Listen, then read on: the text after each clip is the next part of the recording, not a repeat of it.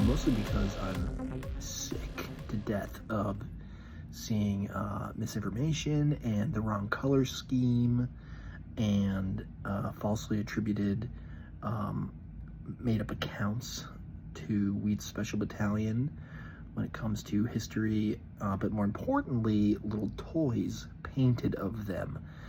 So come with me on an adventure of a lifetime as I drone on and on, talking to the 2 or 3 of you about Wheat's Special Battalion, the 1st Louisiana Special Battalion, and their career in the American Civil War while painting them historically accurate. All right, the battalion was formed in the spring of 1861, but awesome, great job, great start. They were formed by Robideau Chatham Wheat. Here's a photograph of him from 1861. Right here, you just missed it probably, but I snipped off the bayonet from this soldier because he is from Company B, commanded by Alexander White, also known as White's Tigers, or White's Tiger Rifles. They were issued 1841 Mississippi rifles without bayonets, so they carried giant bowie knives instead. They also had flat tin drum smooth side canteens that are like CS embossed. So we just know that they had flat canteens and no bayonets. So later on in the video, I'll snip off the literal bayonet scabbard that I left on the miniature like an idiot. I'm also removing the jambières from his legs. As far as I can understand, is the literal 3 of us who've done the research can note is that these guys, this company of Zouaves, didn't have jambières, which are like leather upper gaiters. So he's got the white canvas gaiters on his ankles, and unlike the vast majority of Civil War Zouaves, these guys did not have jambières. I'm also shaving off the tambo on his chest. That would have been the red trim in like a trefoil pattern on, once again, the vast majority of American Zouaves during this period. But once again, as far as these guys go, these 96 guys in this one company, there's a good chance they didn't have it on their chests. And that is a great segue into the fact that only one company from this battalion were Zouaves. Only 96 men wore this uniform during the entire American Civil War. 96 dudes. There were 5 companies in the entire battalion. Today I'll be painting a soldier from Company A, the Walker Guard, named after William Walker, a well-known filibuster in the 1850s and a friend of Robideau Wheat, and a soldier from the beloved Company B, the often misunderstood and misidentified Company B, White's Tiger Rifles. These guys are very often assumed to be the entirety of the battalion, while, once again, they were one company of 5. So the other companies each had their own unique uniform. Company B's were the most ridiculous, of course. They were like the most bastardized, the most Americanized version of a Zouave uniform, a French Zouave uniform, which was a light infantry uniform for the French army, first used in 1832. And this specific uniform for White's Tigers was gifted to them by A. Keene Richards, a very prominent businessman and horse racer from New Orleans. I should mention the battalion was raised in New Orleans. All 5 companies were raised and then organized by Robideau Wheat. All right, let's talk about these little toys. So I'm starting to paint the soldier from Company A, the Walker Guard. Here's a photo of a friend of mine who recreated this uniform pretty faithfully. Probably the only person in the world to do it this well. Several companies in the battalion were issued these red shirts with band collars. So Company A, the Walker Guard, and Company B, White's Tiger Rifles, were 2 of those companies that were issued those shirts specifically. Okay, so back to the Zouave company. I'm painting his red wolf flannel fez, a kind of medium red, same with the trim on his jacket. It's Mephiston red. There's a color for you. And this is how the company would have been uniformed during the Battle of First Manassas while they kind of made a name for themselves fighting against Rhode Islanders and the 2nd Rhode Island Infantry, among other regiments. And just as a quick reference, here's myself dressed as a member of Company B, and my buddy Tom dressed as a Rhode Islander in uniforms that I made for us for a program at Manassas Battlefield a few years ago. All right, done with little costumes now. Going back to these guys, I'm just kind of highlighting up the reds, using lighter reds, adding a little bit of cream tones to them to make it just a little lighter and build up those colors using one of my favorite colors I've recently found from the Duncan Rhodes line. I really like the coverage of it a lot. The trousers for Company A are referenced as being like a salt and pepper, like gray. So I judging on other Extant Original color palettes that we know of, I've kind of come to like this nice like mid-tone gray for them. Eventually you'll see that with a little bit of cross-hatching of light and dark, just to add those specs. And here is the dreaded bayonet scabbard that I forgot to cut off. So it's gone now, thank God. Going back in with some creams to paint their issued haversacks. These guys would have all been issued haversacks by the state of Louisiana. Same with everything, other than White's Tiger Rifles, who got their uniform from A. Keen Richards.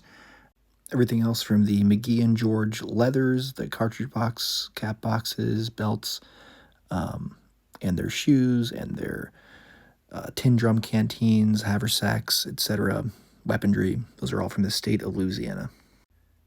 One of the really interesting things about this battalion, though, is that I think only one of the companies has any sort of return for baggage, which means that there's a good chance that the vast majority of the men in this company were never issued blankets or knapsacks, especially, early on in their career. So all of the baggage they would have had during the Manassas campaign would be civilian blankets, nothing, or any, things that they were getting their hands on, pieces of carpet, etc. It's kind of nice that these Perry Zouaves don't have any knapsacks or bedrolls on them, because it's very accurate for these guys for the summer of 1861. Painting in some of the leathers now, the black leathers, and doing all the metal pieces in black. I'll come back and highlight this with metallics, obviously, but this is really pretty quick and dirty paint job, all things considered, on both these soldiers. The main reason for this video is just to kind of fix any misconceptions or absolute falsehoods that have been spread by reenactors or other internet weirdos over the years. And before I forget, the bases are Steel Legion drab, and then later on I'll come and highlight them with Morghast bone. All right, let's get into the nitty-gritty of the uniforms and what people are going to try to tell me is wrong with these miniatures. So there's a lot of talk about Company B and what color their jacket was and blah, blah, blah. I promise you there is one reference to these jackets being anything other than blue, and it is from an account from 1862, from the spring of 1862. By that point, these guys were barely wearing any Zouave uniform pieces, if any at all. They were reissued Louisiana State uniforms that were gray with black trim. And then also it's worth noting that they had bleached out their blue jackets in late October or early November of 1861 with a potash mixture. So basically like a salt mixture that was popular during the period for bleaching out textiles. But regardless, they used this to leach the blue dyes, the indigo dyes, out of their jackets. So they came out like a putrid kind of probably dead grass color with some sort of like pink trim. On the blue and white striped pantaloons that they were described in a primary source as 1 1/2 inch Wedgwood blue and cream. So that just goes to show that they were pretty thick stripes, 1 1/2 inches, Wedgwood blue and cream. They were made out of some sort of ticking material, like a cotton ticking material, which wouldn't have lasted long at all on campaign. Their jackets were most likely made of blue flannel, blue wool flannel, same with as their fezzes like I'd mentioned. They had blue and white striped stockings. We don't know how thick those stripes would have been. There's one sketch that we can reference that actually has the stockings in them. So your guess is as good as mine when it comes to that. And they had their canvas gaiters they wore over their shoes. So here I am working on building up the tones of the creams of the trousers, the Wedgwood blue and cream as they were. Going now to start with the task of painting in these blue stripes from behind my phone. I cannot stress to you how weird it was painting these guys, because I was basically like looking around my phone / lighting apparatus. This sucked. I mean, I went back and forth with these stripes, I don't know, 5-6 times just to make sure they looked kind of decent. But what are you going to do? Sometimes, sometimes you win Golden Demon commended pins, sometimes your stripes are not even. I think it's worth noting too that the reason why I'm focusing so much on the history and everything of these two guys from this battalion is there's no point in my mind. There's no reason to do things incorrectly. If your aim is to paint historical models historically, the information's out there. I mean, there are books, there are resources available. If you don't want to leave your house, you can go online and go to the Library of Congress. You can look up books on Google Books. There's Fold 3. I mean, there's absolutely no reason in the year that we live that should be getting these things so incredibly wrong. I don't think I've ever seen a Wheat Special Battalion miniature painted other than White's Tiger rifles, and even then, they're often painted very incorrectly, which, listen, I don't care. Honestly, at the end of the day, I don't really give a shit. You can paint your toys how you want to paint them, but if you're down to clown with historical accuracy and you want to do stuff right, then just take the extra time and just do it. And on that note of pedantic, trivial historical accuracy when it comes to miniatures and this specific battalion I've been blabbing about now for almost 15 minutes, the color company of the battalion, the guys who carried the flag, was Company C, the Delta Rangers. White's Tiger Rifles never carried a flag in battle. They had a flag that they were gifted in New Orleans, but they never carried it in battle. So yeah, I just think it's worth noting that the Zouave company never actually carried a flag in battle. The only flag in the battalion that was carried at Manassas was the First National from the Delta Rangers that still exists today. You can go see it. It's in New Orleans in a museum.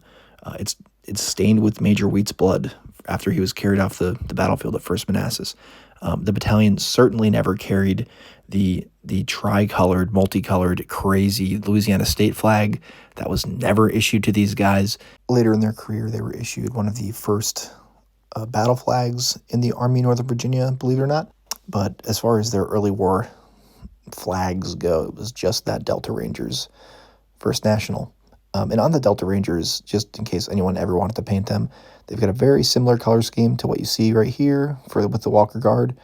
The red overshirt, gray trousers, Louisiana State's equipment. But the biggest difference is that they were issued dark blue or gray kepis. So like dark blue or gray Army caps. So yeah, that's a pretty wild tangent. But anyway, as you can see, I'm painting in the stripes of his stockings. So we kind of shaved down the jambiers earlier. I did that. I guess you guys didn't do anything. You're just watching me do this.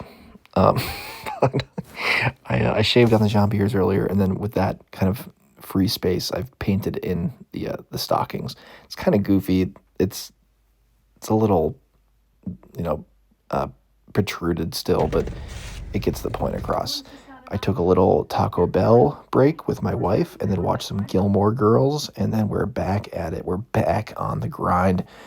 I'm also recording this at like 1 a.m, so that's why I sound like I'm trying to do a cool guy voice. It's just because my body is failing me slowly but surely. All right, now on to the skin tones. This is a very sloppy paint job on the skin tones. Usually I try to really, make the faces shine. The old faces and bases adage. I think, in the end, the faces look pretty fine. But once again, I'm like really on a learning curve trying to figure out how to record and also paint and also keep anything in focus. I think the coolest feature of this video is that it's 98% out of focus. So it's really, as far as learning tools go, it's second to none. But right now I'm using some base skin tones. You can see the paints. I don't know, man. Like, they just, if you have questions, just ask me, I guess, if it's not obvious. But I'm building up the skin tones in the blurriest way possible. The biggest thing here is starting with the Gilman flesh over my very heavy zenithal. So I didn't even mention this yet, but I primed in black and then did like a crazy heavy zenithal in white, especially for the skin tones. And with that, Gilman flesh is like the base tone that I did early on in the video. I can build that up with the various GW skin tones and other things I use. I'm using this blue wash to shade in his beard, so just for like a 5 o'clock shadow, and it's really awesome. It really works great as like an undertone too for skin, with like the various tones of your your blood and whatnot underneath your skin there. But for for a Caucasian skin like this, breaking it up with that blue 5 o'clock shadow is pretty awesome. I don't know. Anyway, so these guys are getting pretty close. I'm doing some schmutz and washing on this just to kind of give them some wear and tear, some field wear. Once again, like I said, historically these pantaloons would have been cotton ticking, so they would be pretty worse for wear. Even a month into wearing them, by the time of First Manassas, they would have been pretty grungy and pretty gross.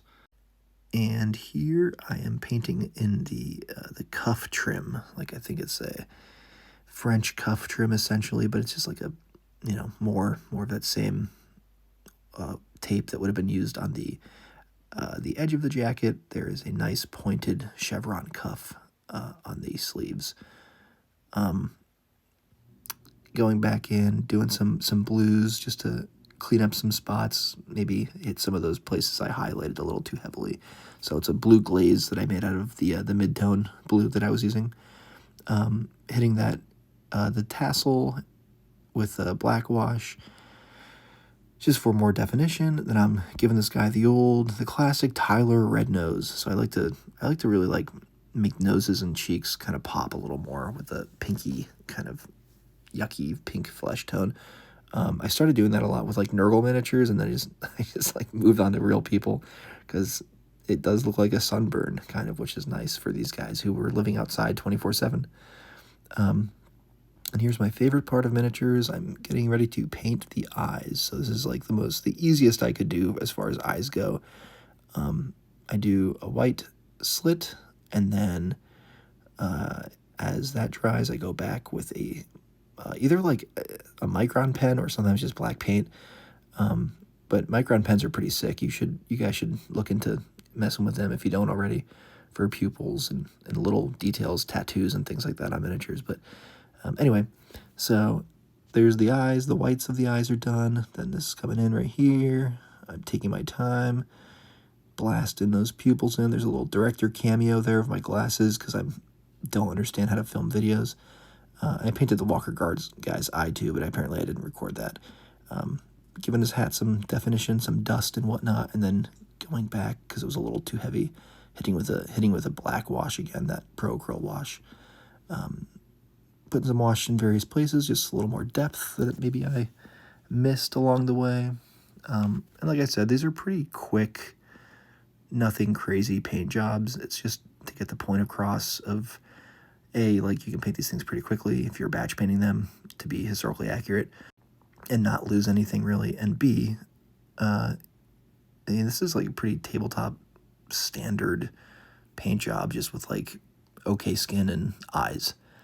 And it's as simple as just taking a little bit of time, doing a little bit of research, trusting in the process of just the miniature looking like absolute shit for 95% of its, its life when you're painting it, and then bada bing, bada boom, they're pretty much done. I'm gonna paint the rims of these tiny little penny bases, and yeah, you get the vibe.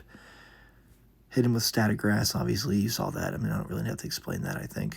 I didn't use an applicator or anything like that. I just, threw it on there.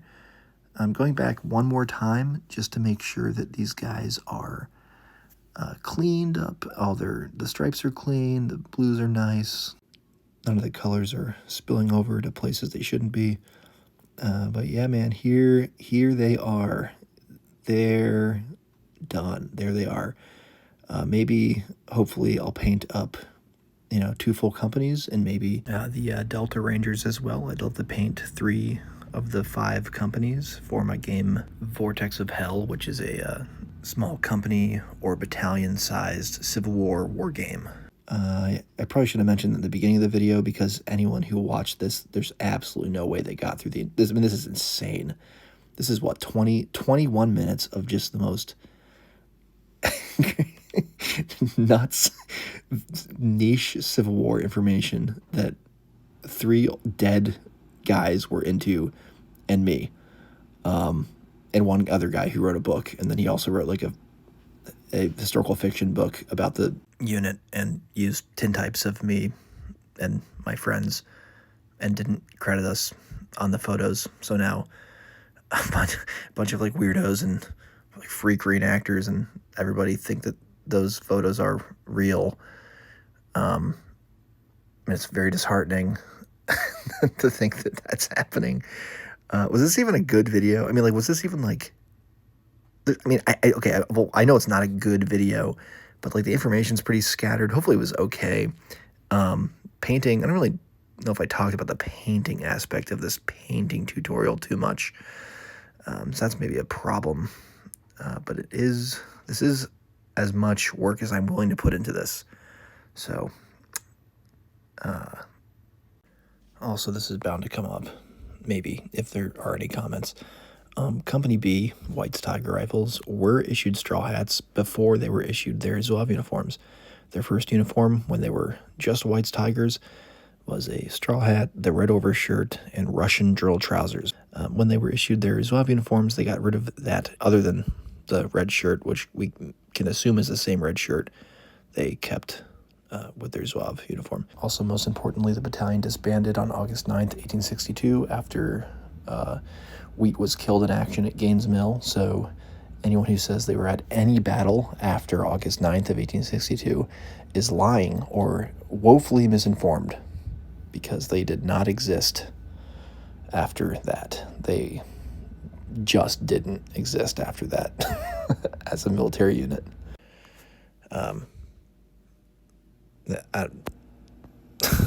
Okay.